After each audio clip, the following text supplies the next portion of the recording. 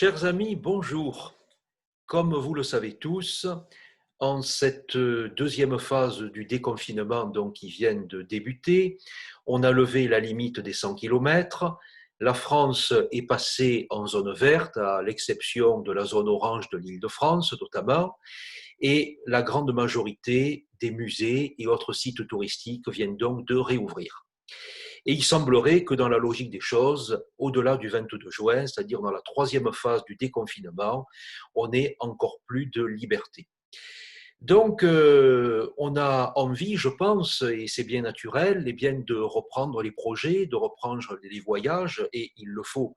C'est nécessaire, je pense, après les mois de difficultés, de grand stress que nous venons tous de vivre.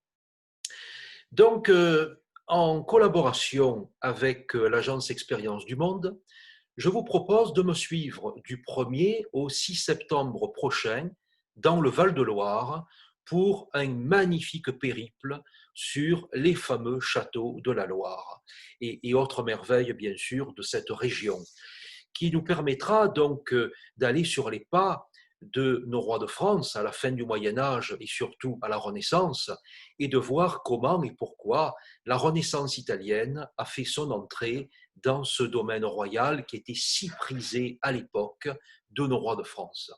Permettez-moi de vous partager quelques images rapides, un avant-goût en effet de cela, et de nous faire un petit peu rêver. Voilà donc les châteaux de la Loire, en effet, un voyage royal. Il faut en effet, chers amis, redécouvrir la France. Même nos ministres nous le conseillent pour les semaines et les mois qui viennent, bref, pour cet été. Vous voyez donc Blois, Chambord, Chenonceau, Amboise, Le Clos-Lucé, Chaumont, Tours, Villandry, Ussé, Azay-le-Rideau, Langeais. Voilà donc un voyage de 6 jours et 5 nuits. Vous savez aussi que le Val-de-Loire, eh bien, c'est le rendez-vous avec tout un pan du patrimoine mondial de l'UNESCO. Regardez la douceur des paysages, le côté paisible, la sérénité, qui nous fera le plus grand bien après ce que nous venons de vivre. Regardez également la beauté de ce site du château d'Amboise, qui est un site absolument splendide et serein lui aussi, ou encore le célébrissime château de Blois avec l'arrivée de la Renaissance, l'un des châteaux les plus célèbres bien sûr du Val-de-Loire. Regardez toutes les merveilles de cette architecture et l'audace du célèbre escalier à vis que voici, ou encore le calme, la singularité, véritable miroir sur le Cher pour le château de Chenonceau,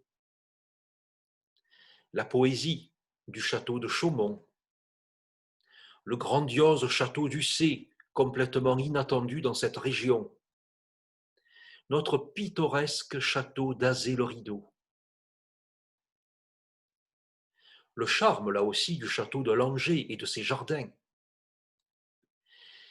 l'éblouissant château de Villandry et surtout ses splendides jardins, regardez, qui sont à l'origine de nos parterres, de nos broderies à la française, le grandiose château de Chambord, qui à lui seul est le symbole par excellence de François Ier. Et tout cela, nous le terminerons au Clos Lucé, à l'ombre du grand Léonard de Vinci. Donc, qu'attendez-vous pour vous inscrire? Je vous attends. N'hésitez pas, parlez-en autour de vous. À très bientôt. Au revoir.